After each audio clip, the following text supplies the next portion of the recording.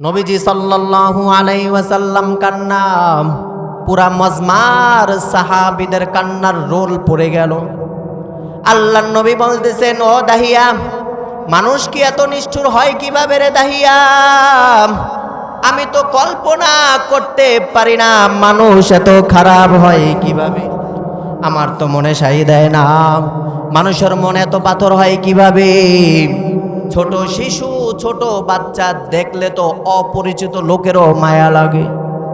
দাহিয়াতুল কালবি কান্না করতেছে, কান্নার রোল তার থেকে আর থামে না।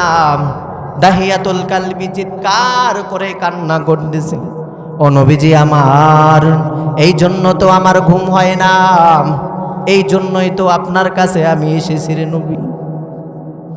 নবী আপনি বলে দিন, আমার দ্বারা এত গুনাহ হয়ে গেল, এত অবস্থা আমার খারাপ হয়ে গেল, আমার কোনো ঘুম নাই, খাওয়ান নাই, গোসল নাই, কোনো কিছু নাই।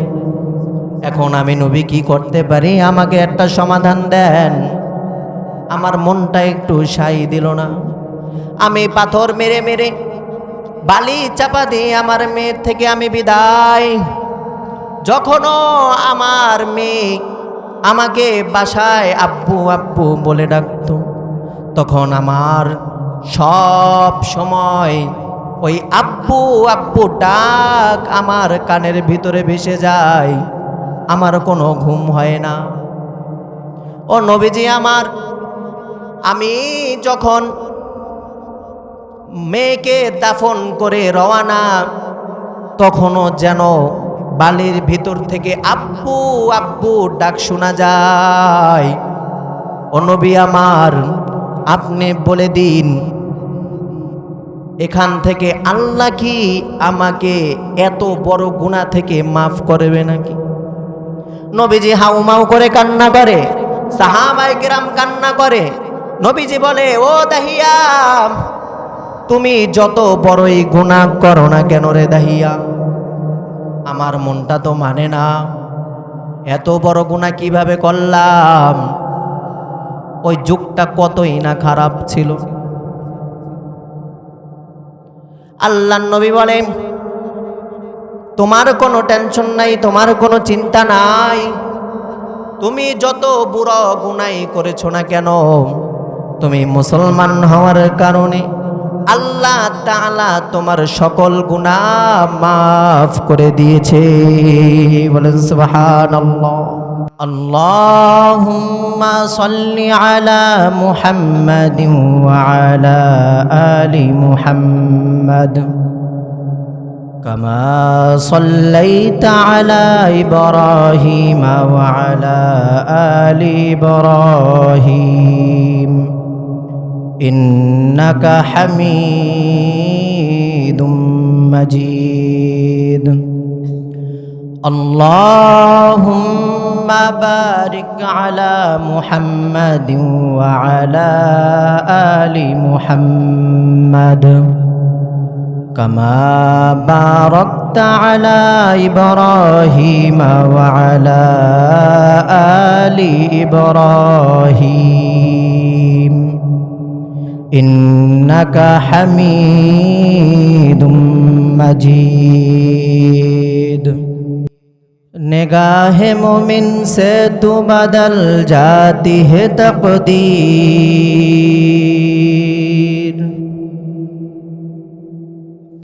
निगाहे मोमिन से तू बदल जाती है तकदीर।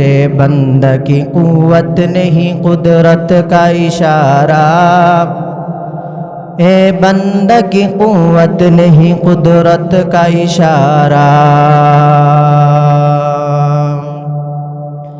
ऐ मर्द खिरद तर्क मासी के ज़रूरत, ऐ मर्द खिरद तर्क मासी के ज़रूरत। अब सोहबत साले की सवा कोई नहीं चारा, अब सोहबत साले की सवा कोई नहीं चारा।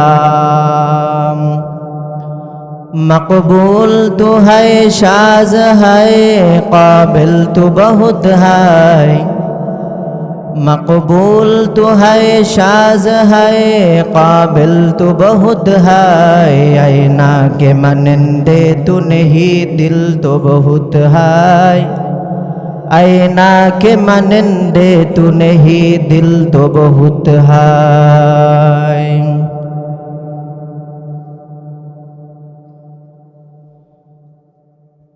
পশ্চিম রাংতা হাওলাদার বাড়ির উদ্যোগে আজকের ওয়াজ ও দোয়ার মাহফিলের সম্মানিত প্রধান অতিথি, বিশেষ অতিথি এবং সম্মানিত সভাপতি, পর্দার আড়াল থেকে গভীর মনোযোগ সহকারে শ্রবণরত আমার মা ও বোনেরা এবং দূর দূরান্ত থেকে আগত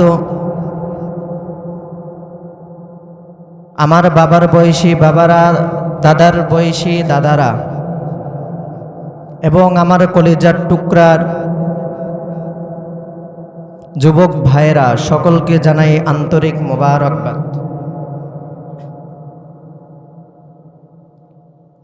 আমরা সকলেই সর্বপ্রথম ওই মহান আল্লাহ রব্বুল আলামিনের শুকরিয়া আদায় করি, যে মহান আল্লাহ রব্বুল আলামিন আমাকেও আপনাদেরকে এই ফিতনা ফাসাদের জামানায়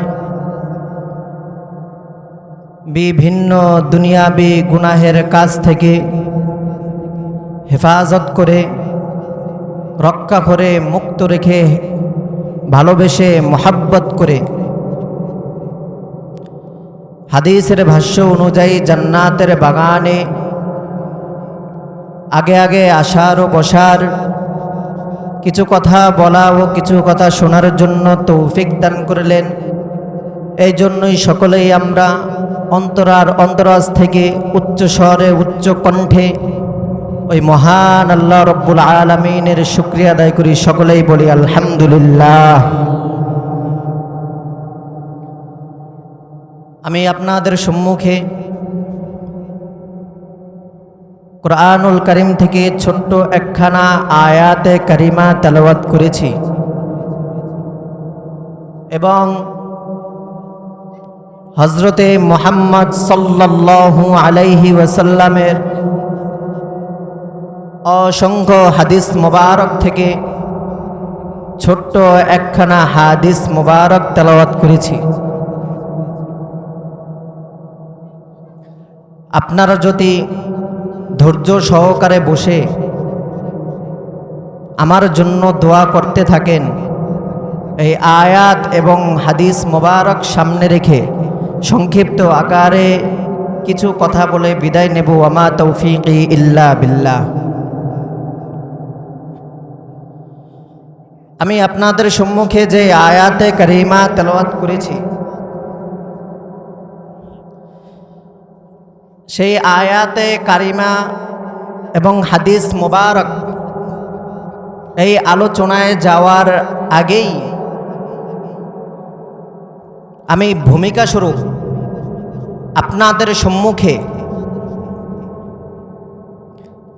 সর্বপ্রথম শুকরিয়া আদায় দ্বারা আলোচনা শুরু করলাম।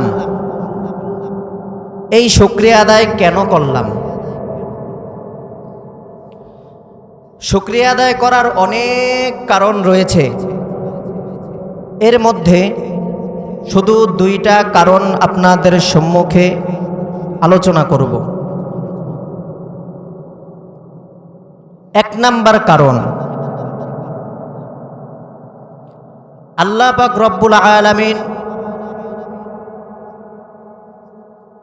আমাকেও আপনাদেরকে দুইটা হাত দিয়েছেন।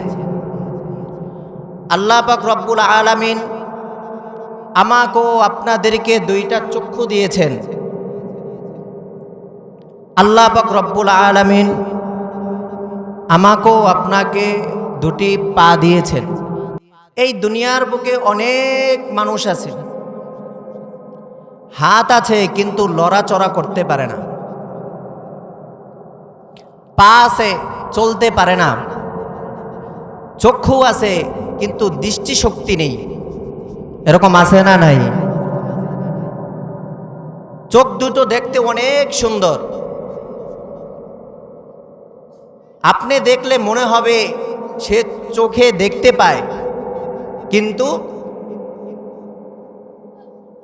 সে চোখে দেখতে পায় না, আল্লাহ তাআলা দৃষ্টিশক্তি দেয় না। আমার আপনার মতো অনেক মানুষ হাসপাতালের বেডে শুয়ে আছে অ্যাক্সিডেন্ট করে, কারো হাত ভেঙে গেছে, কারো পা ভেঙে গেছে, কিন্তু আল্লাহ পাক রব্বুল আলামিন এই প্রতিটা অঙ্গই আল্লাহ তাআলা সুস্থ রেখেছেন। এই জন্য আমরা আবার শুকরিয়া আদায় করি, আলহামদুলিল্লাহ।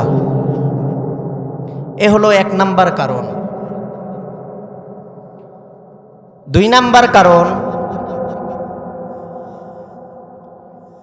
আল্লাহ পাক রব্বুল আলামিন আমাকে আপনাকে নির্দিষ্ট সময়ে পরিমাণ একটা হায়াত দিয়েছেন।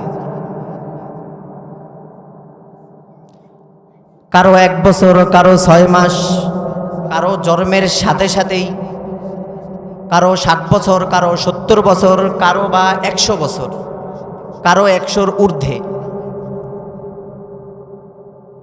আল্লাহ পাক রব্বুল আলামিন আমাকে আপনাকে এই হায়াত দেওয়ার পিছনে একটা উদ্দেশ্য আছে। কথার কথা, আমরা ঘর বানাই কেন? আমাদের ফ্যামিলি নিয়ে, আমার বিবি নিয়ে, আমার বাচ্চা নিয়ে, আমার মাকে নিয়ে, আমার বাবাকে নিয়ে আমি থাকব। আমি এক জায়গায় চাকরি করি, আমার উদ্দেশ্য এই চাকরি করে মাস শেষে যেই বেতনটা পাবো, এই বেতন দিয়ে আমার সংসার চালাবো। আমি ব্যবসা করি, আমার উদ্দেশ্য এই ব্যবসা থেকে যেই মুনাফা, যেই লাভটা আসবে, ওই লাভ দিয়ে আমার সংসার আমি চালাবো। প্রতিটা কাজেরই একটি উদ্দেশ্য আছে। আল্লাহ পাক রব্বুল আলামিন আমাকে আপনাকে বানিয়েছেন, আল্লাহ পাক রব্বুল আলামিনের কি কোনো উদ্দেশ্য নাই?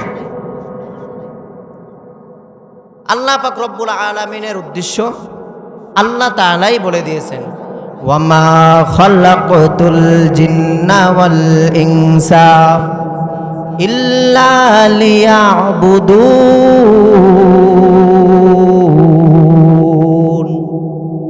আল্লাহ পাক রব্বুল আলামিন বলতেছেন, আমি মানুষ এবং জিন জাতিকে সৃষ্টি করি নাই ইল্লা লিয়াবুদুন, কেবলমাত্র আমার ইবাদতের জন্যই সৃষ্টি করেছি। কার ইবাদতের জন্য? আল্লাহর ইবাদতের জন্য আল্লাহ তাআলা জিন এবং মানব জাতিকে সৃষ্টি করেছেন। আল্লাহ তাআলা নির্দিষ্ট সময় পরিমাণ হায়াত দিয়েছেন। হায়াতটা যখন শেষ, মালাকুল মাউত আমার আপনার সামনে যখন এসে যাবে, জান কবজ করে চলে যাবে, এই মৃত্যুর পর আমার আপনার একটা জিন্দিগি শুরু হবে, যেই জিন্দিগির শুরু আছে, শেষ নাই। সেটা হলো পরকালের জিন্দিগি। এই পরকালের জিন্দিগিতে নাজাত পাওয়ার জন্য, জাহান্নাম থেকে মুক্তি পেয়ে জান্নাতে যাওয়ার জন্য একটা উসিলা দরকার।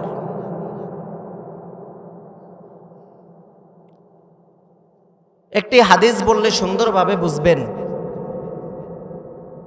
আমি আপনি আমল করে জান্নাতে যেতে পারবো না।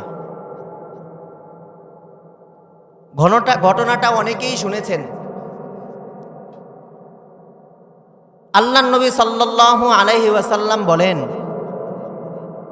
বনি ইসরাইলের যুগে একজন বেশ্যা নারী ছিল, খারাপ নারী ছিল, যে টাকার বিনিময়ে নিজের ইজ্জত মানুষের কাছে বিক্রি করত।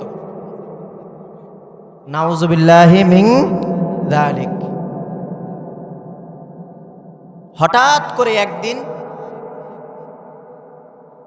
এই মহিলাটা রাস্তা দিয়ে চলতেছে, চলতে চলতে আল্লাহ তাআলার মাখলুক নিকৃষ্ট একটা প্রাণী, একটা কুকুর সামনে গরমে তৃষ্ণায় হাহাকার করতেছে। ওই মহিলাটার দেখে অনেক মায়া হলো, কিন্তু তার কাছে কোনো বালতি নাই, পানি নাই, কোনো রশি নাই, কোনো কিছুই নাই, কূপও নাই। ওই মহিলা খুঁজতে খুঁজতে খুঁজতে খুঁজতে একটা কূপ পেয়ে গেল। কূপ পেয়েছে, পানি পেয়েছে, রশি নাই, বালতি নেই। সে ভাবতেছে কিভাবে আমি এই কুকুরটাকে পানি পান করাবো। ভাবতে ভাবতে আল্লাহ তাআলা তার মাথার ভিতরে দিয়ে দিয়েছেন, তোমার গার ওন্নাটা নাও রশি হিসাবে, তোমার পার মোজা নাও বালতি হিসাবে। ওই মহিলা রশি আর বালতি বানিয়ে ওই কুকুরটাকে পানি পান করালো। আর এক হাদিসের মধ্যে আসছে, জাহান্নামের গেইটের সামনে মানুষ লাইন ধরে দাঁড়িয়ে যাবে জাহান্নামে যাওয়ার জন্য। এমতো অবস্থায় একটা জান্নাতি লোক তাদের সামনে দিয়ে গমন করবে।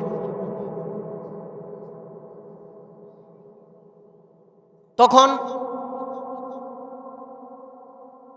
জাহান্নামে গেইটের সামনে দাঁড়ানোর ব্যক্তিদের মধ্য থেকে একজন ব্যক্তি ডাক দিয়ে বলবে, ইয়া ফুলাল, ইয়া ফুলাল, ও হে জান্নাতি, তুমি কি আমাকে চিনতে পারছো? আমা তারিফুনি, তুমি কি আমাকে চিনতে পারছো? জান্নাতি লোক বলবে, না না, আমি তোমাকে চিনতে পারি নাই। পরে বলবে, আমি হলাম ওই লোক যে তোমাকে দুনিয়াতে ভালোবেসে মোহাব্বত করে গরমের ভিতরে এক গ্লাস ঠান্ডা শরবত পানি পান করিয়েছিলাম।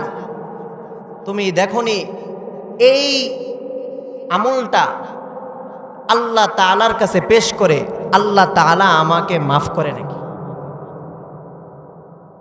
বলছে, ঠিক আছে, আমি আল্লাহ তাআলার কাছে বলবো। কথা শেষে জান্নাতি লোক আবার সামনের দিকে আগাচ্ছে। তখন আরেকজন লোক ডাক দিয়ে বলে, ইয়া ফুলাল, ইয়া ফুলাল, আমা তারিফুনি। সেম প্রশ্ন, ও হে জান্নাতি, তুমি কি আমাকে চিনতে পারছো? জান্নাতি লোক আবার সেম উত্তর দিল, আমি আপনাকে চিনতে পারি নাই। তখন ওই জান্নাতি লোক বলল, আপনার পরিচয় কি? তখন ওই জাহান্নামী ব্যক্তি বলল, আনাল্লাযী ওয়াহাদতু লাকা উযুআ, আমি হলাম ওই ব্যক্তি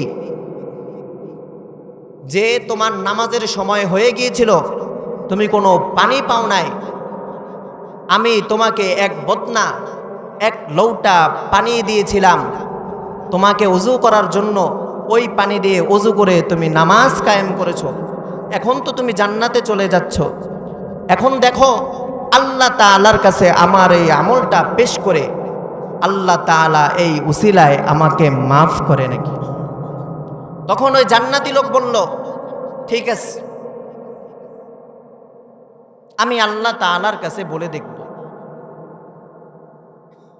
ওই জান্নাতি লোক আল্লাহ তাআলার কাছে পেশ করল, হে আল্লাহ, আমি জান্নাতের দিকে গমন করছিলাম, তখন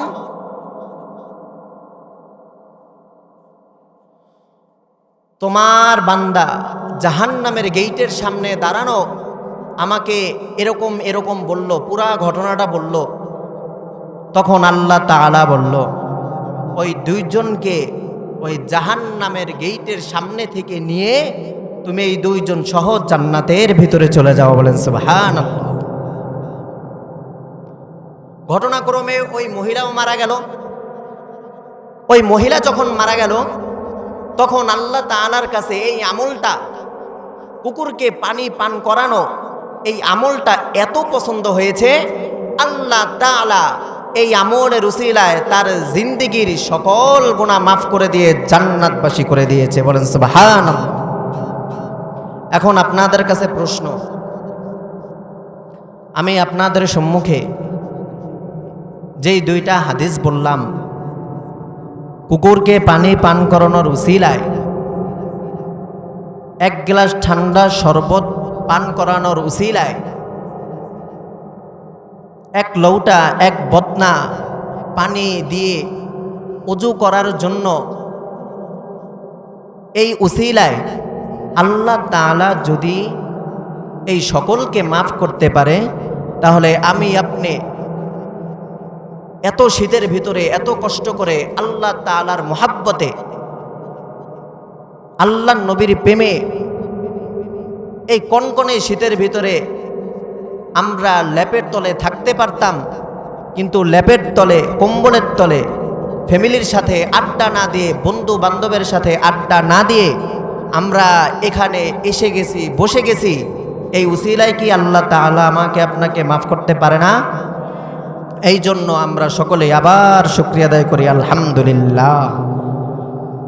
এ হলো শুকরিয়া আদায় করলাম। আগে কেন? এই দুইটা কারণ, অনেক কারণ আছে। আমি আপনাকে আয়াতে কারিমা থেকে একটি ছোট একখানে আয়াতে কারিমা তেলাওয়াত করেছি সূরা মুলক থেকে।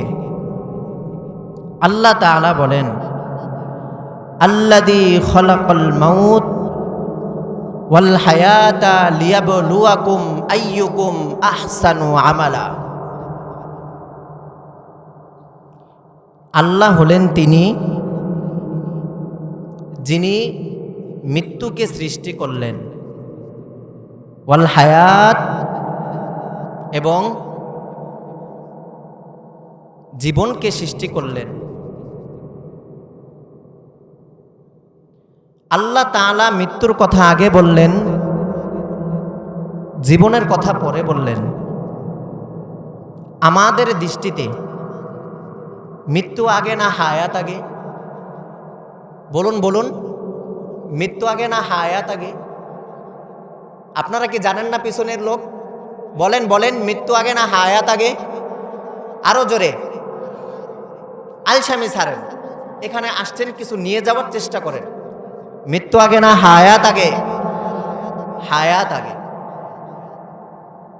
কিন্তু আল্লাহ তাআলা মৃত্যুর কথা আগে বললেন, হায়াতের কথা পরে বললেন। কারণটা কি?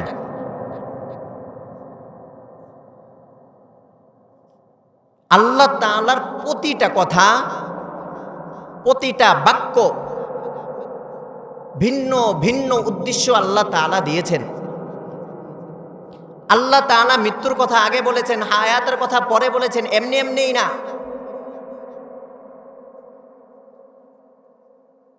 আল্লাহ তাআলা বুঝাতে চেয়েছেন, তাফসীরের কিতাবের মধ্যে এসেছে, আল্লাহ তাআলা মৃত্যুর কথা আগে বলার কারণ, আমার আপনার জীবন থেকে একটা মিনিট চলে গেল, একটা সেকেন্ড চলে গেল, একটা দিন চলে গেল, একটা সপ্তাহ চলে গেল, একটা মাস চলে গেল, একটা বছর চলে গেল, সব আমার আপনার জীবন থেকে চলে গেল।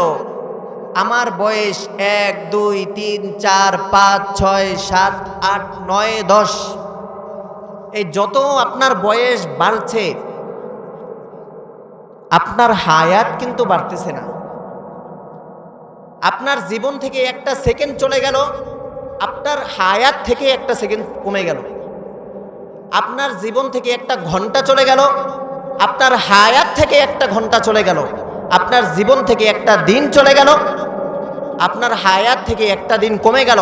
আপনার জীবন থেকে একটা মাস চলে গেল, আপনার হায়াত থেকে একটা মাস কমে গেল। এই জন্যই আল্লাহ তাআলা বলতেছেন, তোমার হায়াত যত বাড়তেছে, তোমার জীবন যত বাড়তেছে, তোমার বয়স যত বাড়তেছে, তত তোমার হায়াত আরো বৃদ্ধি পাচ্ছে না, তোমার জীবন যতই আগাচ্ছে ততই তোমার মৃত্যুটা সামনের দিকে নিকটবর্তী। এই জন্য দুনিয়ার বিমুখী না হয়ে, দুনিয়ার পক্ষ না হয়ে তোমরা মৃত্যুর কথা আগে সব সময় তোমাদের সামনে রেখো, স্মরণ রেখো। আমার কথা বুঝে আসছে? আল্লাহ তাআলা মৃত্যুর কথা কেন বললেন আগে, হায়াতের কথা কেন বললেন? কারণ আপনি যত আগান আপনার মৃত্যু তত নিকটে। এই জন্যই আমাদের সব সময় সর্ব অবস্থায় মৃত্যুর কথা স্মরণে রাখতে হবে। তাহলে দেখবেন যত গুনাহ আছে, যত শয়তানের ধোঁকা আছে, সব শয়তানের ধোঁকা ফেল হয়ে আপনি আল্লাহ তাআলার খাস বান্দা হওয়ার সর্বপ্রথম যেটা মাধ্যম, সেটা হলো মৃত্যুকে স্মরণ করা। একটা উদাহরণ দিলে ভালো বুঝবেন। একটা ক্যান্সারের রোগী, সে জানে, কথার কথা ডাক্তারে বলেছে আপনি আর 1 মাস বাঁচবেন। আপনি যদি এই ক্যান্সারের রোগীকে আপনি যদি মারেন, পিটান, আপনি যদি গালি দেন, সে কখনো প্রতিবাদ করবে? বলতেছে, সে বলবে বলতেছো, গালি দিতেছো, আর কয়দিন, আর কয়দিন, তার থেকে কোনো প্রতিবাদ আসবে না। কিন্তু কারণ সে জানে আমার মৃত্যুটা খুব নিকটে, আমি চাই না আমার মাধ্যমে কেউ কষ্ট পাক। ঠিক তেমনি ভাবে আপনি যতক্ষণ পর্যন্ত আপনার মৃত্যুটা আপনি আগে আগে দুনিয়া ছেড়ে মৃত্যুর কথা সামনে রাখবেন, ততক্ষণ পর্যন্ত কোনো গুনাহ আপনাকে গ্রাস করতে পারবে না। আল্লাহ তাআলা মৃত্যুর কথা আগে বললেন, জীবনের কথা পরে বললেন। স্পষ্ট বুঝে আসছে? আল্লাহ তাআলা আমাকে আপনাকে একটা হায়াত দিয়েছেন কিসের জন্য? ভুলে গেছেন? আল্লাহ তাআলার ইবাদত করার জন্য। আল্লাহ তাআলা পরের অংশে বলতেছেন, লিয়াবলুয়াকুম আইয়ুকুম আহসানু আমালা। আমি আল্লাহ তাআলা তোমাদেরকে একটা নির্দিষ্ট সময় পরিমাণ হায়াত দিলাম, যাতে করে আমি পরীক্ষা করতে পারি, আমি জানতে পারি তোমাদের মধ্যে সর্বোত্তম আমলকারী কে। আল্লাহ তাআলা কিন্তু আহসান বলছে, আকসারও বলে নাই। এটা ইসমে তাফজিলের সিগা, মাদ্রাসা ছাত্ররা ভালো বুঝবে। আহসান, হাসান পার্থক্য কি? আল্লাহ তাআলা বলতেছেন আহসানু আমালা, আকসারু আমালা বলে নাই। সবচেয়ে বেশি আমলকারীকে এটা কিন্তু বলে নাই। আল্লাহ তাআলা বলেছেন আহসানু আমালা, তোমাদের মধ্যে সর্বোত্তম আমলকারী কে, সবচেয়ে সুন্দরভাবে আমলকারী কে। আল্লাহ তাআলা এটা জানতে চেয়েছেন তোমাদের মধ্যে সবচেয়ে বেশি আমলকারী কে। এই জন্য আল্লাহ তাআলা আমাকে আপনাকে সৃষ্টি করে নাই। আল্লাহ তাআলা আমার এবং আপনাদের আমলকে সুন্দর করে দেখ। সকলেই বলি আমিন। আমি আপনাদের সম্মুখে হাদিসে কারিমা থেকে ছোট্ট একখানা হাদিস মুবারক তেলাওয়াত করেছি। সেটা হলো কুল্লু বানি আদামা খাত্তাউন ওয়া খায়রুল খাত্তাইনাত তাওয়াবুন। আল্লাহর নবী বলেন প্রতিটা বনি আদমই গুনাহগার, কারো গুনাহ কম, কারো গুনাহ বেশি, কিন্তু প্রতিটা বনি আদমই গুনাহগার। আল্লাহর নবী পরের অংশে বলেন ওয়া খায়রুল খাত্তাইনাত তাওয়াবুন। গুনাহগার উম্মতের মধ্য থেকে সবচেয়ে যে উত্তম উম্মত, সেটা হলো তওবাকারী ব্যক্তি। গুনাহ হয়ে যাওয়ার পর আল্লাহ তাআলার কাছে তওবা করে ওই গুনার জন্য। সবচেয়ে উত্তম আমল সবচেয়ে উত্তম ব্যক্তি হলো সে যে গুনাহ হয়ে যাওয়ার পর তওবা করে। প্রতিটা বনি আদমই গুনাহগার। বনি আদম যদি গুনাহগারই হয় তাহলে আবার উত্তম হয় কিভাবে? একটা প্রশ্ন থাকে না? আমরা গুনাহগার, গুনাহগার বান্দা, গুনাহগার উম্মত কি উত্তম হতে পারে? যে ব্যক্তি গুনাহ করে সে কি উত্তম হতে পারে? সে তো উত্তম না।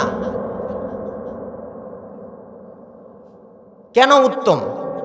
আল্লাহর নবী আরেক জায়গায় বলে, ক্বালান নবী সাল্লাল্লাহু আলাইহি ওয়াসাল্লাম আত-তাইবু মিনাদ যামবি কামান লা যামবা লাহু। আল্লাহর নবী সাহাবায়ে কিরামকে জিজ্ঞাসা করলেন, ও আমার সাহাবী সাল্লাল্লাহু আলাইহি ওয়াসাল্লাম, বারবার এই কিফিলের ঘটনা সাহাবায়ে কিরামকে শুনাইছেন। নবীজি বলেন, বনি ইসরাইলে এক জালেম ছিল, তার নাম হলো কিফিল। নবীজি তার ব্যাপারে বলেন, এমন কোনো গুনাহ নাই, এমন কোনো পাপ নাই কিফিল করে নাই। একদিন এক মহিলা জালেম কিফিলের কাছে আসছে, অভাবে পড়ে, বলে কিফিলের পাপ সমূহের মধ্যে একটি পাপ, কিফিল মানুষকে সুদের উপর টাকা ঋণ দিত। আসেনি সুদখোর? সব জায়গায় আছে। ব্যাংকের থেকে টাকা সুদের উপরে আইনা ও আবার পাবলিকের কাছে সুদে লাগায়। পাবলিকও চিন্তা করে ব্যাংকের থেকে টাকা উঠামো কত ঝামেলা, ওর কাছ থেকে নিয়ে আসি। আনে কি আনে না? আপনাদের এলাকায় মনে হয় না? নাই? মনে রাখবেন, মইরা যাই তাও ভালো। আল্লাহ তাআলা যেন সুদের সাথে না জড়ায়, সকলেই বলি আমিন। জঘন্যতম একটা পাপ সুদের পাপ, জঘন্যতম একটা পাপ। সাধারণ পাপের মতো পাপ নয় সুদের পাপ। আল্লাহ তাআলা হেফাজত করুন। এখন ওই মহিলা জালেম কিফিলের কাছে এসে বলে, কিফিল, আমি খুব অভাবী, আমার খুব প্রয়োজন, আমাকে কিছু টাকা ঋণ দাও, ধার দাও, কর্জ দাও। দেখবেন যারা সুদের উপর টাকা লাগায়, আপনি যদি বিপদে পড়ে তার কাছে 500 টাকা ঋণ চান, এখন দেন, বিকালে দিয়ে দিব, জীবনও দিবে না।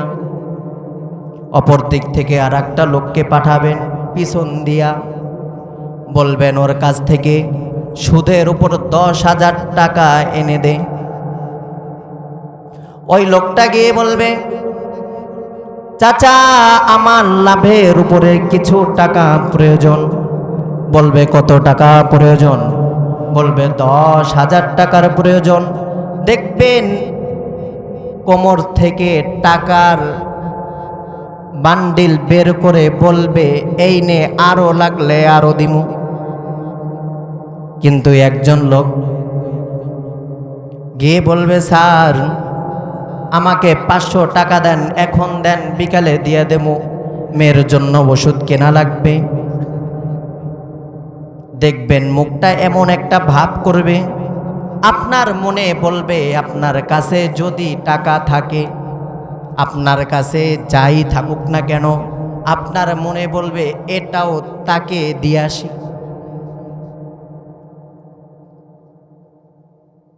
এখন ওই মহিলা কিফিলকে বলে, কিফিল, আমি খুব বিপদে পড়ে তোমার কাছে এসেছি, আমাকে কিছু টাকা ঋণ দাও। কিফিল বলে, আমি মানুষকে এমনি এমনি টাকা দেই না, আমি সুদের উপর মানুষকে টাকা দেই। কিফিলের কাছে মহিলা বলে, কিফিল, আমি যদি সুদের উপর টাকা দিতেই পারতাম তাহলে তোমার কাছে টাকা ঋণ দিতা, ঋণ চাইতাম নাকি? এখন কিফিল দেখে মহিলার চেহারাটা খুব সুন্দর, কারণ সব গুনাহ সে করেছে, এমন কোনো গুনাহ নাই কিফিল করে নাই। সব গুনাই কিফিল করেছে। কিফিলের শর্তে মহিলা রাজি হয়ে, হাদিসের কিতাবের মধ্যে এসেছে 60 দিরহাম তার কাছ থেকে টাকা ধার নিয়েছে। নির্দিষ্ট সময় যখন এসে যায়, বলে কিফিল ডায়েরি দেখে ঠিক করতেছে এখন আমি কার কাছ থেকে টাকা পাই। কিফিল ওই মহিলার বাড়িতে নির্দিষ্ট দিন উপস্থিত হয়েছে এবং কড়া নাড়তেছে, দরজাটা খুলো। মহিলা নিরুপায় হয়ে দরজাটা খুলে কিফিলের কাছে সামনে যখন এসেছে, মহিলা থরথর করে কাঁপতেছে। হাদিসের কিতাবের মধ্যে এসেছে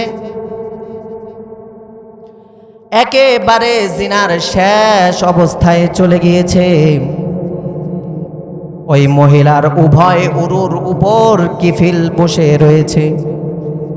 মহিলা আর এক দিকে তাকিয়ে হাউমাউ করে কান্না করে। তখন কিফিল বলে, ও মহিলা তুমি কাঁদো কেন? আমি কি তোমাকে জোর জবরদস্তি করেছি নাকি? মহিলা বলতেছে, কিফিল তুমি আমাকে জোর জবরদস্তি করো নাই, কিন্তু আমার বড় ভয় হয় আমি যদি তোমার সাথে জিনায় লিপ্ত হয়ে যাই, আমার যদি ইন্তেকাল হয়ে যায়, আল্লাহ তাআলার দরবারে আমি জিনাকারিনী মহিলা হিসাবে দাঁড়াবো, আমার বড় ভয় হয়। কিফিল বলতেছে, তুমি এমন গুনাহ কারোর সাথে করো নাই? বলে, না না না, এমন গুনাহ কারোর সাথে আমি করি নাই। এ কথা কিফিলের মনে লেগে গেল। কিফিল বলে, আমার এত টাকা পয়সা, আমার এত ধন দৌলত দিয়ে কি হবে? আমি এখন পর্যন্ত আমার মাওলাকে চিনি নাই। এ কথা বলার সাথে সাথে কিফিল মহিলার ঘর থেকে বের হয়ে গেল।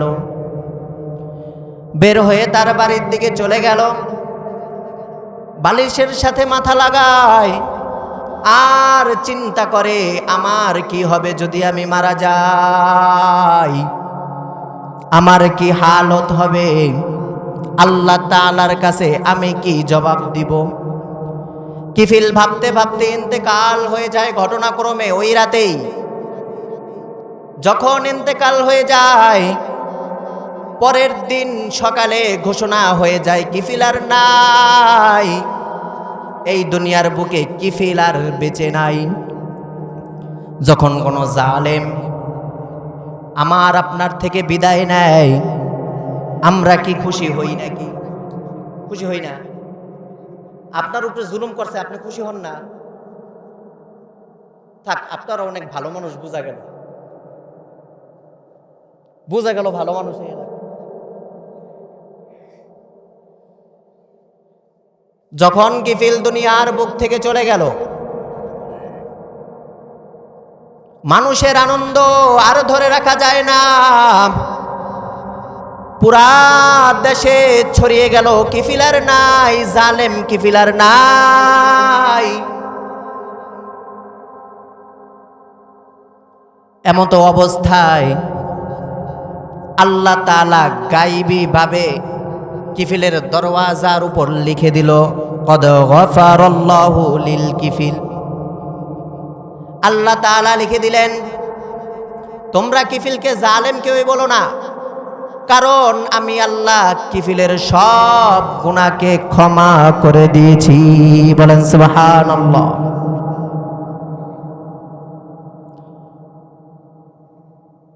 এত গুনাহ করেছে, তবুও আল্লাহ তাআলা সব গুনাহকে মাফ করে দিয়েছে। আরেকটি ঘটনা শুনুন, হাদিস থেকে, বাংলা বইয়ের ভিতরে এই ঘটনাটা আছে। আল্লাহর নবীর সাহাবী দাহিয়াতুল কালবি রাদিয়াল্লাহু তাআলা আনহু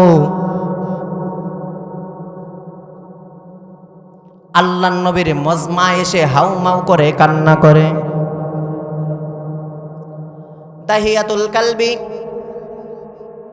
যার ব্যাপারে হাদিসে এসেছে জিবরাইল আলাইহিস সালাতু ওয়াস সালাম অধিকাংশ সময় তার সূরত ধারণ করেই ওহী নিয়ে আসতেন। এই দাহিয়াতুল কালবি হাউমাউ করে কান্না করে। আল্লাহর নবী বলেন, ও দাহিয়া, তুমি কান্না করো কেন? আমার কোন সাহাবী তোমাকে জোর জবরদস্তি করে ইসলাম ধর্ম গ্রহণ করেছে কিনা? দাহিয়াতুল কালবি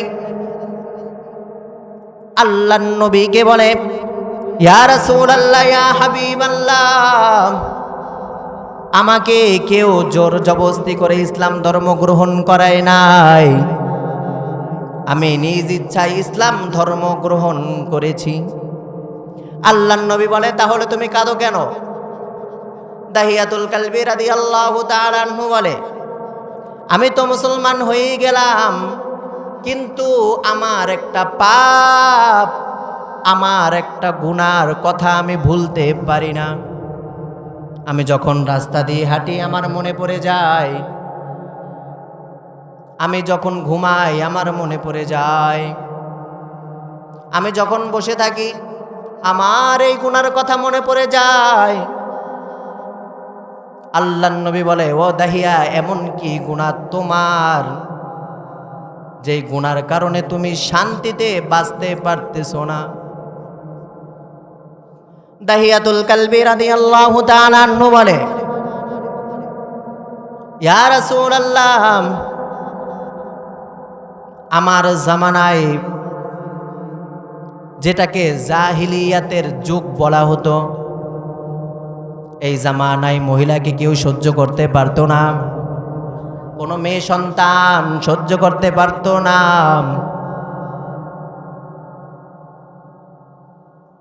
ওই জামানার মধ্যে মেয়েরা ছিল অবহেলিত, তাদের কোনো গুরুত্ব ছিল না। ঘটনাক্রমে আমার স্ত্রী গর্ভবতী হয়ে গেল, আমার ব্যবসার কারণে আমার বাহিরে যেতে হবে। তখন আমি যাওয়ার সময় আমার স্ত্রীকে বলে দিয়েছি, তোমার গর্ভে যেই সন্তান আছে, এই সন্তান যদি ছেলে হয় তাহলে জীবিত রাখবে, আর যদি মেয়ে হয় তাহলে জিন্দা দাফন করে দিবে। নাউজুবিল্লাহ, নাউজুবিল্লাহ। এ ওসিয়ত করে দাহিয়াতুল কালবি রওয়ানা।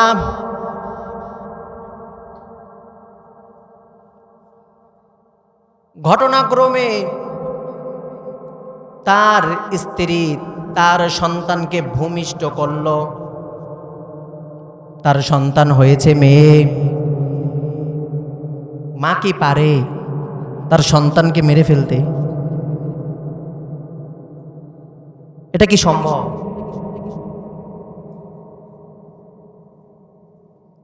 মার মারল না, পালতেছে পালতেছে। হাদিসের মধ্যে এসেছে প্রায় 7 বছর পর দাহিয়া তার ঘরে ফিরেছে। কয়েকদিন চলে গেল, মেয়েকে গোপনে গোপনে রাখে, মানুষের সামনে আনে না। দাহিয়াতুল কালবি রাদিয়াল্লাহু তাআলা আনহুর সামনে আনে না, লুকায় লুকায় রাখতেছে।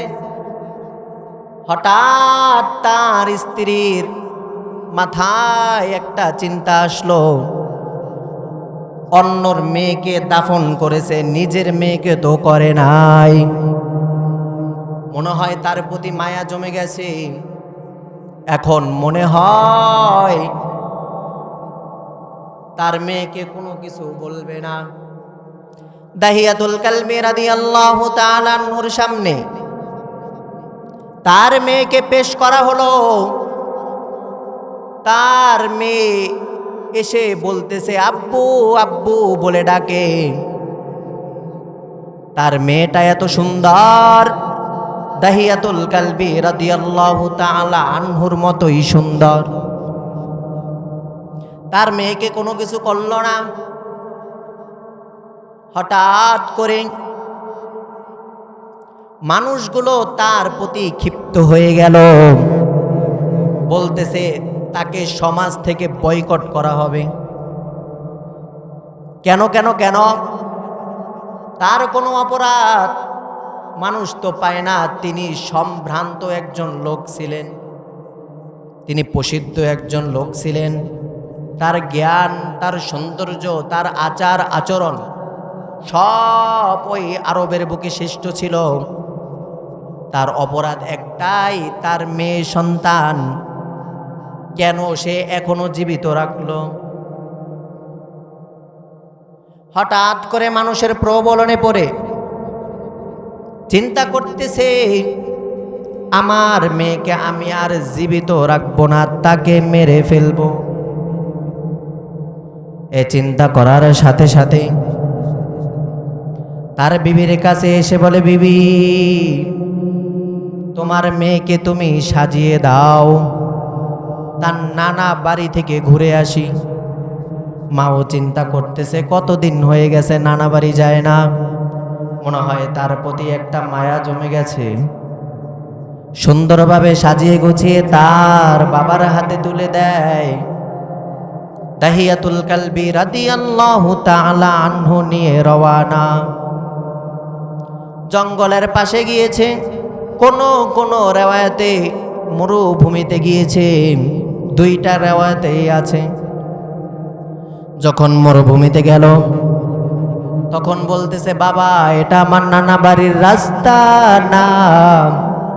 আমার মার সাথে আমি অনেকবার আমার নানা বাড়ি গিয়েছি। বাবা বলতেছে, এখান থেকে সংক্ষেপে যাওয়া যায়। এ কথা চিন্তা করে মেয়েকে পাশে দাঁড় করিয়ে বাবা খনন করা শুরু করে দিল।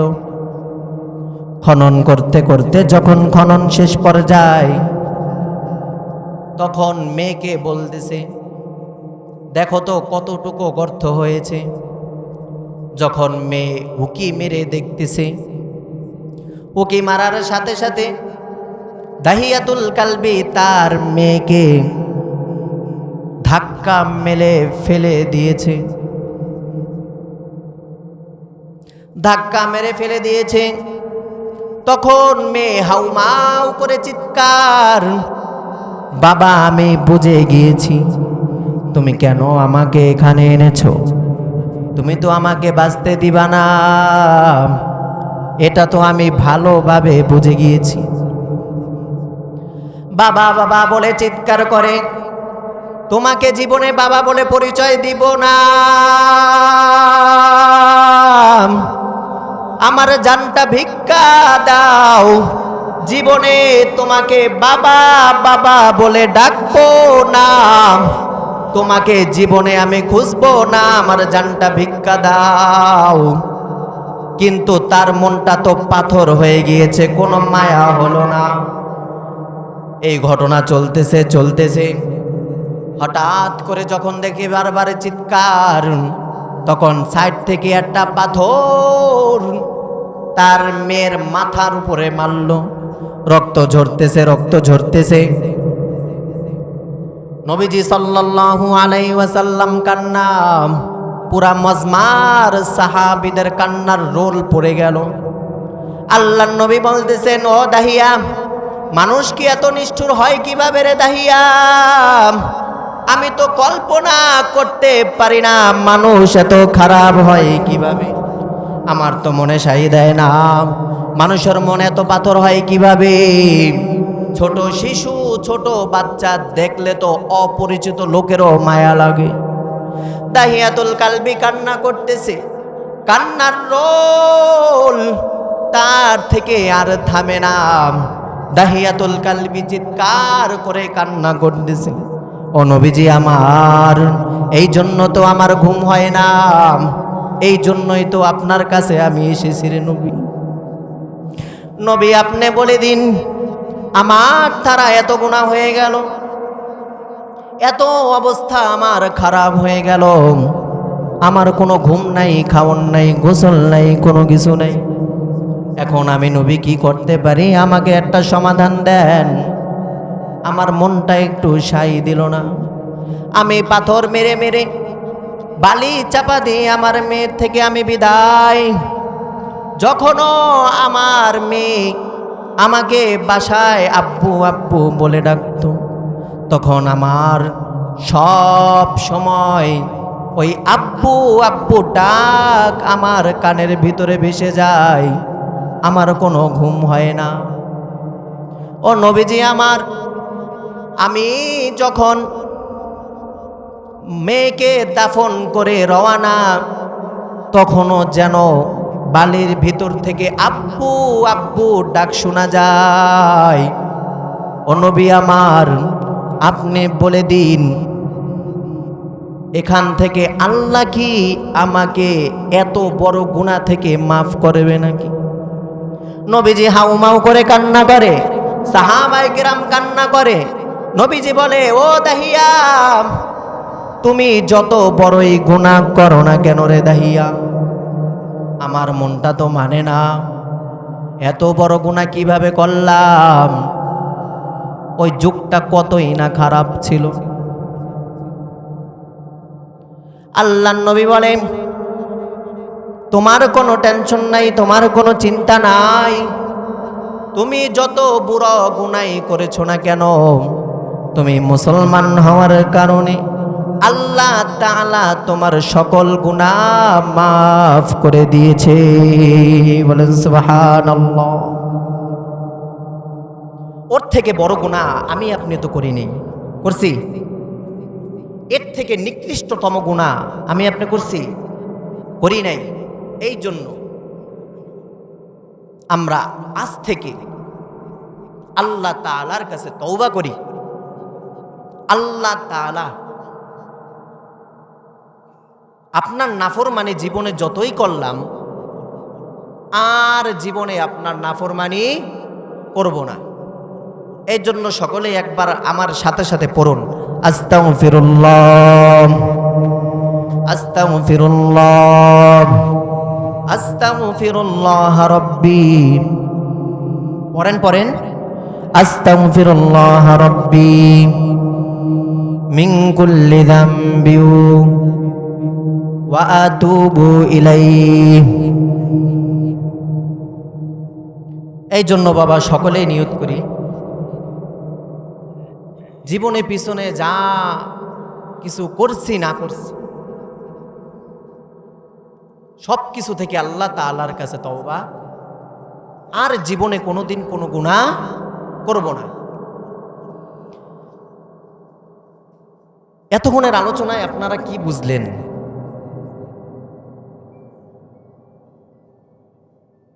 তওবাকারী ব্যক্তি, ওই যে প্রথমে বলেছিলাম একটা হাদিস, আত্তাইবু মিনাদ দামবি কামাল্লা দামবালা। তওবাকারী ব্যক্তি কেমন? সে যেন জীবনে কোনোদিন গুনাহই করে নাই, ওটা বোঝানোর জন্যই এই দাহিয়াতুল কালবির ঘটনা বললাম। এখন আমার আপনার করণীয়, আমার আপনার করণীয় আল্লাহ তাআলাকে খোঁজা। আমি যেখানেই থাকি না কেন, আল্লাহ তাআলা আমাকে দেখতেছেন। যেখানেই থাকি না কেন, পানির নিচে থাকি, পানির উপরে থাকি, যত অন্ধকার হোক, যত আলো হোক, সব জায়গায় আমার আল্লাহ আছে। একটা উদাহরণ দিলে ভালো বুঝবেন। একজন আল্লাহওয়ালা লোক, তার কাছে দুইজন মুরিদ হতে গিয়েছে। ওই আল্লাহওয়ালা লোক বলতেছে, আমি সবাইকে মুরিদ বানাই না, আমি বেছে বেছে মুরিদ বানাই, সবাইকে মুরিদ বানায় না। তখন বলতেছে, সবাইকে মুরিদ বানান না, তাহলে কাকে বানান? বলে আমার একটা পরীক্ষা আছে, এই পরীক্ষাতে যে পাশ করতে পারবে আমি তাকে মুরিদ বানাবো। তখন দুজনেই বলল ঠিক আছে। দুজনের হাতে 2টা মুরগি ধরাই দিচ্ছে। তখন বলতেছে, তোমরা দুজনেই এই মুরগিটা নিয়ে চলে যাও, তোমরা এই মুরগি জবাই করে আনো, এমন জায়গায় জবাই করবা যেখানে আল্লাহ দেখে না। তখন দুজনেই চলে গেল। চলে যাওয়ার পর একজন ঘুরতেছে ঘুরতেছে ঘুরতেছে, ঘুরতে ঘুরতে ঘুরতে ঘুরতে তার ঘরের ভিতরে গেছে। ঘরের ভিতরে যাওয়ানোর পর দরজা আটকাই দিয়ে খাতাটা মাথার উপর দিয়ে তারপর মুরগিটা জবাই করে আনছে। আর একজন ঘুরতেছে ঘুরতেছে ঘুরতেছে, ঘরের ভিতরে যায়, সেখানেও দেখে আমার আল্লাহ আছে, আমার আল্লাহ দেখতেছে। বাগানে যায়, সেখানেও আল্লাহ দেখতেছে। নদীর পার যায়, সেখানেও আল্লাহ দেখতেছে। সে কোনো জায়গাই পায় না। আমার আল্লাহ যে দেখতেছে, আল্লাহ দেখে না কোথায়, ওরকম কোনো জায়গাই পায় না। তখন ঘুরতে ঘুরতে ঘুরতে ঘুরতে একজন জবাই না করে এসে পড়েছে। ও যে যেখানে যায় সেখানে আমার আল্লাহ দেখে। আর একজন সুন্দর করে খাতা মুড়া দিয়ে জবাই করে আনছে। উভয় মুরগি নিয়ে চলে আসলো, একজনের জবাই করা আর একজনের জবাই ছাড়া। এখন পিসাব বলতেছে, তোমরা জবাই দুজনকেই বললাম, তোমরা দুজনে জবাই করে আনো, তুমি কোথা থেকে জবাই করে আনছো? সে বলতেছে, আমি আমার ঘরে ঢুকে খাতা মুড়া দিয়ে, কেউই ছিল না ঘরে, আমি জবাই করে আপনার কাছে আনছি। আর একজনকে জিজ্ঞাসা করলো, তুমি কেন জবাই করলা না? তুমি এমন কোনো জায়গা পাও নাই? পরে বলে, হযরত, আমার চোখে, আমার দৃষ্টিতে এমন কোনো জায়গা নাই যেখানে আমার আল্লাহ দেখে না, এই জন্য আমি জবাই করতে পারি নাই। এখন দুজনের ভিতরে জিতছে কে? যে জবাই করতে পারে নাই। তখন পিসাব বলল, তোমার ভিতরে তাকওয়া পরিপূর্ণ আছে, আরেকটু হলেই যথেষ্ট। কিন্তু আরেকজনকে মুরিদ বানায় নাই, কিছু আমল দিয়ে দিয়েছে, এই আমলের পরে তুমি আমার কাছে আবার আসবা। এই জন্য আল্লাহ তাআলার ভয় আমার আপনার ভিতরে আনতে হবে। আল্লাহ নবীর সাহাবী হেঁটে যাচ্ছে রাস্তা দিয়ে, আল্লাহ নবী ডাক দিয়ে বললে, ও আমার সাহাবী, তোমাকে একটা আমল দিয়ে দিই। তখন বলল, ইয়া রাসূলুল্লাহ, বলেন। তখন আল্লাহ নবী বলেন, ইত্তাকুল্লাহ হাইথুমা কুনতা। ও আমার সাহাবী, তুমি যেখানেই থাকো না কেন, তুমি আল্লাহকে ভয় করিও। আপনি একবার চিন্তা করেন, আপনি যখন কোনো একটা গুনার ভিতরে ঢুকে যাবেন, তখন যদি আপনার অন্তরে অটোমেটিক এসে যায়, আমার আল্লাহ আমাকে দেখতেছে, আমার আল্লাহ আমাকে দেখে, আমি কি করতেছি না করতেছি সব আমার আল্লাহ দেখে, তাহলে এখন আমি কিভাবে এই গুনাহটা করব? যখন সব সময় সর্ব অবস্থায় আমাদের মনে আল্লাহ তাআলার ভয় এসে যাবে, আমার আপনার দ্বারা গুনাহ করা সম্ভব? কোনোভাবেই সম্ভব না। আল্লাহ তাআলা বলেন, ইয়া আইয়ুহাল্লাযীনা আমানুত্তাকুল্লাহ, ও মানুষেরা তোমরা ঈমান আনো, আল্লাহ তাআলাকে ভয় করো। আল্লাহ তাআলা ঈমান আনার পর বললেন আল্লাহকে ভয় করো। ইত্তাকুল্লাহ, আল্লাহকে ভয় করো। এখানেই শেষ নয়, আল্লাহ তাআলা পরে বলেন হাক্কা তুকাতিহি ওয়ালা তামুতুন্না ইল্লা ওয়া আনতুম মুসলিমুন। আল্লাহ তাআলাকে ভয় করো, ভয় করার মতো ভয় করো, এবং মুসলমান না হইয়া কবরে যাইও না। মুসলমান হইয়া কবরে যাইও। আমার আল্লাহ তাআলাকে ভয় করা। আমি সব পেয়েছি, আল্লাহকে পাই নাই, আমি কিছুই পাই নাই। সব আমার কাছে আছে, আমার আল্লাহ নাই। আমার কাছে কিছুই নাই, আমার আল্লাহ আছে, আমার কাছে সবই আছে। আল্লাহ যখন আমার হয়ে যাবে, সব আমার।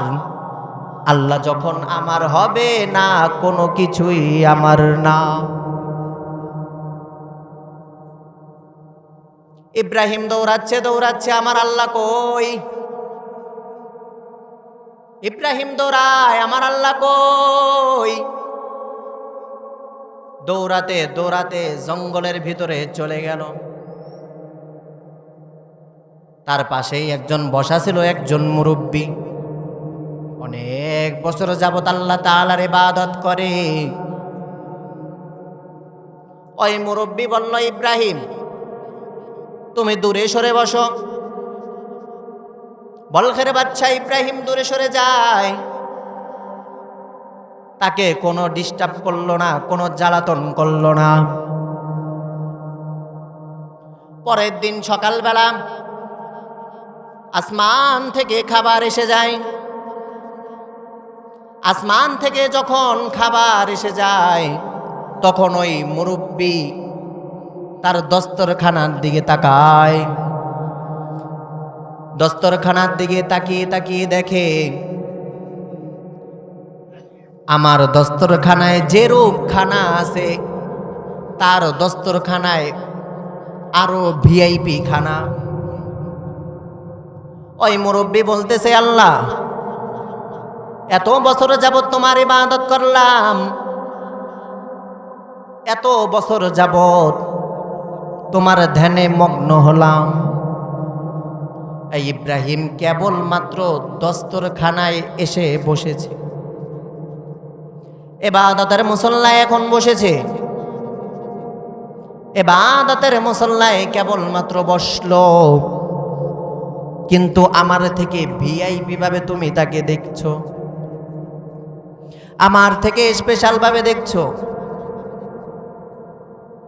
আল্লাহ তাআলা গায়বী আওয়াজ দেয়, ইব্রাহিম কোথা থেকে এসেছে তুমি কি জানো না? গায়বী আওয়াজ চলতেছে, না আমি জানি না। তখন বলতেছে, ইব্রাহিম 7টা দেশের রাজা আমি বানিয়েছি ইব্রাহিমকে। কুলিল্লাহুম্মা মালিকাল মুলকি তুতিল মুলকা মিম্মান তাশাউ ওয়া তুইজ্জু মান তাশাউ ওয়া তুযিল্লু মান তাশাউ বিয়াদিকাল খায়র ইন্নাকা আলা কুল্লি শাইইন কাদির। আমি আল্লাহ ইব্রাহিমকে 7টা দেশের বাদশা বানিয়েছি, একটা দুইটা নয়, 7টা দেশের বাদশা ইব্রাহিম। সব কিছু ত্যাগ করে আমাকে পাওয়ার জন্য সব শান্তি ত্যাগ করে এসে গেছে। তোমার যুক্তি আমার কাছে চলে না, আমার কাছে চলে বান্দার কুরবানি। আমরা যে যত কোরবানি দেখাবো আল্লাহ তাআলা তত কাছে আসবে। যখন সব মানুষ ঘুমায় আল্লাহ তাআলা মধ্যরাতে প্রথম আসমানের দিকে কুদরতের নজর দেয়। আল্লাহ তাআলা বলতে থাকে, কার কি প্রয়োজন আমার কাছে চাও, কার কি দরকার আমার কাছে চাও, কার সন্তান হয় না আমার কাছে চাও, আমি আল্লাহ সন্তান দিব।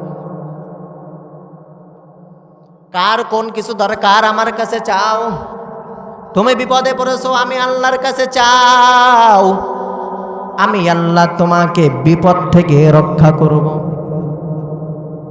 কিন্তু আল্লাহকে আগে পাওয়া লাগবে। আল্লাহকে পাওয়ার আগে আগে আপনার নবীকে পাওয়া লাগবে। নবীকে না পাওয়া পর্যন্ত আল্লাহকে পাবেন না।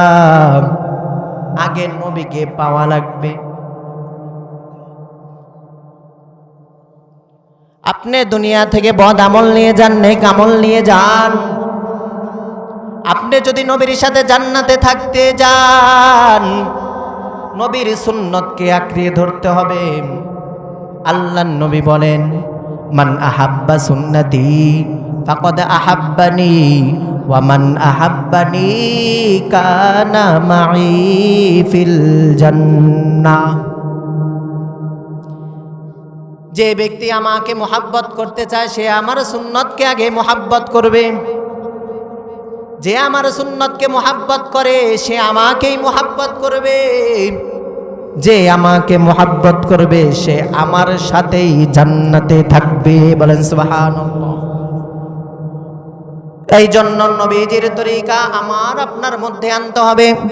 আল্লাহর নবী বলেন, তারাকতু ফীকুম আমরাইন লান তাদিল্লু বিহা মা তামাসসাকতুম বিহিমা কিতাবাল্লাহ ওয়া সুন্নাতা রাসূলিল্লাহ। আল্লাহর নবী বলেন, ও আমার সাহাবীরা, আমি দুনিয়ার বুক থেকে চলে যাব। আমি কোনো টাকা পয়সা শরীক বানিয়ে যাই না। আমি কোনো টাকা পয়সা স্বর্ণ গণ্য রেখে যাই না। আমি তোমাদের মাঝে দুইটা জিনিস রেখে যাই। যে ব্যক্তি এই দুইটা জিনিস আঁকড়িয়ে ধরবে কখনোই সে পথভ্রষ্ট হবে না। এক নাম্বার কিতাব আল্লাহ, আল্লাহর কিতাব। কি আঁকড়িয়ে ধরতে হবে ভাই? আল্লাহর কিতাব এক নাম্বার আঁকড়িয়ে ধরতে হবে। দুই নাম্বার ওয়া সুন্নাত রাসূলিল্লাহ, আল্লাহর নবীর সুন্নাত আঁকড়িয়ে ধরতে হবে। আল্লাহর নবীর সুন্নাত, আল্লাহর নবীর সুন্নাত আঁকড়িয়ে ধরার আগে আল্লাহর নবীর প্রতি মুহাব্বত আনতে হবে। আপনি যাকে যত ভালোবাসেন তাকে মানা আপনার জন্য তত সহজ। আপনি যাকে যে পরিমাণ ভালোবাসবেন আপনি তাকে সেই পরিমাণ ফলো করবেন, আপনি তাকে সেই পরিমাণ নকল করবেন। এই জন্য আগে নবীকে ভালোবাসেন, আগে নবীকে চিনেন। নবীর ভালোবাসা কেমন ছিল সাহাবায়ে কেরামের? হযরতে হানজালা রাদিয়াল্লাহু তাআলা আনহু, তার নতুন বিবাহ, আল্লাহর নবী তাকে রুখসত দিয়ে দিলেন। ও হানজালা, তোমাকে আমি রুখসত দিয়ে দিলাম। কেন রুখসত দিলেন? কারণ তার লাইলাতুজ জুফাফ, তার বিয়ের প্রথম রাত তার সামনে ছিল। এই জন্য বললেন তোমার যুদ্ধে যাওয়ার দরকার নেই। হানজালা রাদিয়াল্লাহু তাআলা আনহু যুদ্ধে গেলেন না, সাহাবায়ে কেরাম যুদ্ধে চলে গেলেন, নবীজিও সাথে গেলেন। যখন রাতটা পেরিয়ে একেবারে সকাল, গোসল করার জন্য পানির মশকটাও তার হাতে ছিল। গোসলখানার পাশ দিয়ে কে যেন বলে যায়, কতিলা মুহাম্মদ, মুহাম্মদ সাল্লাল্লাহু আলাইহি ওয়াসাল্লাম দুনিয়াতে আর নাই। এই কথা যখন হানজালা রাদিয়াল্লাহু তাআলা আনহু তার কানে গেল, তার হাত থেকে মশকের যে ইটটা দিয়ে গোসল করবে সেটা হাত থেকে পড়ে গেল। হানজালা রাদিয়াল্লাহু তাআলা আনহু ঘরের ভিতরে আসলেন, তরবারিটা হাতে নিলেন। বিবি বলতেছেন, ও আমার স্বামী, আপনার থেকে কম আমি নবীজিকে ভালোবাসি না, আপনার থেকে বেশি আমি ভালোবাসি। আল্লাহর নবী লাইলাতুজ জুফাফ, এর জন্য আল্লাহর নবী আপনাকে রুখসত দিয়েছেন, আমিও আপনাকে রুখসত দিয়ে দিলাম। আপনি যুদ্ধে যেতে পারেন, আমার কোনো বাধা নাই, কিন্তু আমার একটা অনুরোধ, আপনি গোসলটা করে তারপর যুদ্ধের ময়দানে যান। আপনার বতন, আপনার শরীরটা নাপাক, এই নাপাক শরীর নিয়ে আপনি যাইয়েন না। হানজালা রাদিয়াল্লাহু তাআলা আনহু তখন তার বিবিকে বললেন, ও বিবি, আমি কার জন্য গোসল করব? সেই নবী তো আর নাই, কার জন্য আমি গোসল করব?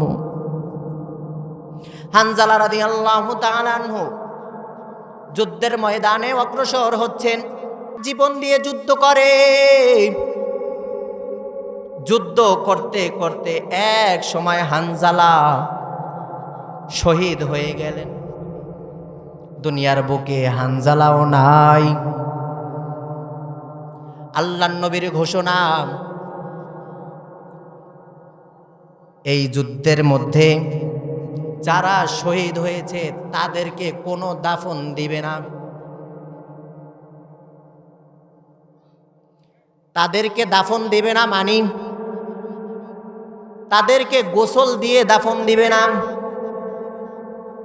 আল্লাহ তাআলার দরবারে যখন তারা দাঁড়াবে, এই রক্ত মাখা জামা নিয়েই দাঁড়াবে। তারা বলবে, আল্লাহ, আপনার জন্য আমি শহীদ হয়েছি, আপনার নবীকে মোহাব্বত করে শহীদ হয়েছি। হানজালা রাদিয়াল্লাহু তাআলা আনহু শহীদ হয়ে গেলেন। আল্লাহর নবী ঘোষণা দিয়ে দিলেন, কাউকে গোসল দিবা না। পুরা যুদ্ধের ময়দান থমকিয়ে গেল। তখন একটা মহিলা অন্ধকারে তার মুখটা ঢেকেছে, একেবারে পর্দার সহিত যুদ্ধের ময়দানে উপস্থিত। আল্লাহর নবীর কাছে এসে বলে, ও আল্লাহর নবী, আপনি ঘোষণা দিয়েছেন কাউকে গোসল দেওয়া হবে না, কিন্তু আমার অনুরোধ, আপনি আমার স্বামীকে গোসল দিয়েন। হুজুর সাল্লাল্লাহু আলাইহি ওয়াসাল্লাম বলে, কেন তোমার স্বামীকে গোসল দিব?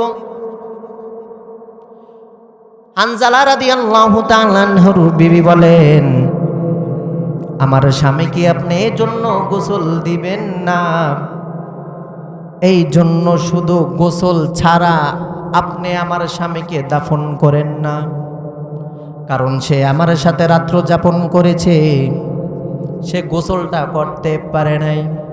কে যেন ঘোষণা দিছে, কুতিলা মুহাম্মদ। এ কথা শুনেই সে দৌড়। আল্লাহর নবী ঘোষণা দিয়ে দিলেন, হানজালার লাশটা কোথায়? তোমরা হানজালার লাশটা আমার সামনে আনো। সকল সাহাবায়ে কেরাম খোঁজা শুরু করে দিল। হানজালা রাদিয়াল্লাহু তাআলা আনহুর লাশ। ঘোষণা দিতেছে, হানজালার লাশ কই? কিন্তু কেউ এই হানজালা রাদিয়াল্লাহু তাআলা আনহুর লাশ পান না। হুজুর সাল্লাল্লাহু আলাইহি ওয়াসাল্লাম মুস্কি মুস্কি হাসেন। কিছুক্ষণ পরেই হানজালা রাদিয়াল্লাহু তাআলা আনহু তার লাশ হুজুর সাল্লাল্লাহু আলাইহি ওয়াসাল্লাম খুঁজে পেলেন। বর্ণনাকারী সাহাবী বলেন, যখন আমরা হানজালার লাশ দেখি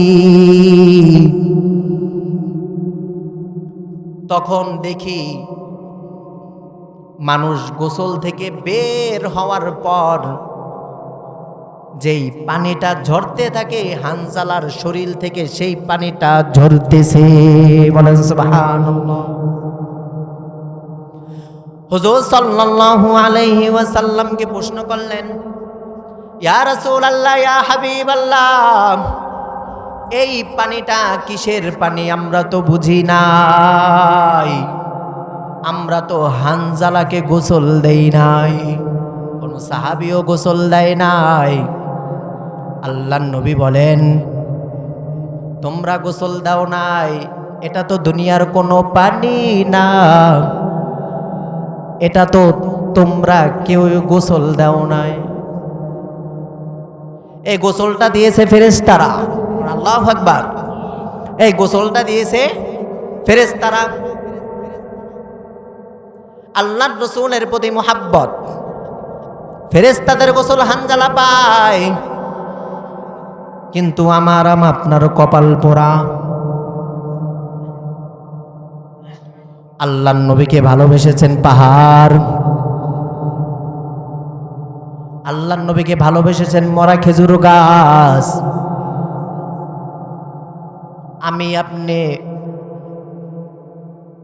আল্লাহর নবীর উম্মত হইয়া আল্লাহর নবীকে চিনতে পারলাম না,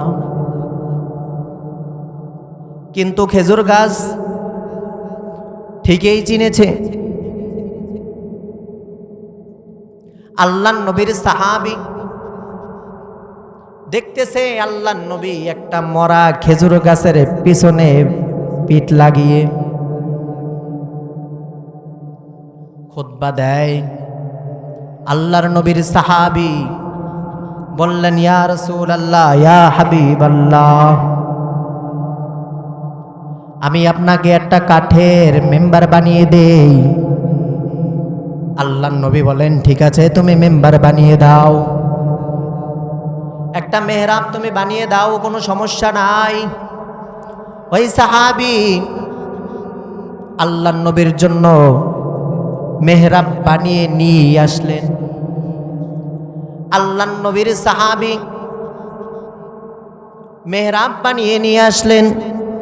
মেহরাবের উপর আল্লাহর নবী বসেছেন, খুতবা দিচ্ছেন। আল্লাহর নবীর সাহাবী তিনি বর্ণনা করেন, আল্লাহর নবী যেই খেজুর গাছের উপর পিঠ লাগিয়ে খুতবা দিয়েছেন, ওই খেজুর গাছ বাচ্চার মতো হাউমাউ করে কান্না শুরু করে দিয়েছে।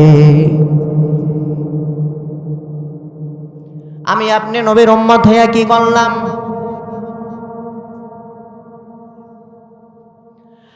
আয়েশা রাদিয়াল্লাহু তাআলা আনহা হুজুর সাল্লাল্লাহু আলাইহি ওয়াসাল্লামকে জিজ্ঞাসা করলেন, ইয়া রাসূলুল্লাহ, ইয়া হাবিবাল্লাহ, আপনার পিঠের মধ্যে এত ছিদ্র কিসের? আপনাকে কি কোনো মশা মাছি কামড়িয়েছে নাকি? আল্লাহর নবী বললেন, না না না, আমাকে কোনো মশা মাছি কামড়ায় নাই, আমার উপরে মশা মাছি পড়া হারাম। আয়েশা রাদিয়াল্লাহু তাআলা আনহা বললেন, তাহলে এরকম অবস্থা কেন? আল্লাহর নবী বলেন, তাইফের ময়দানে যখন আমি যাই, আমাকে সবাই পাগল পাগল বলে খেপিয়েছে। আর ছোট ছোট বাচ্চারা আমার পিঠের উপরে পাথর মেরে আমার পিঠটা ছিদ্র করে দিয়েছে।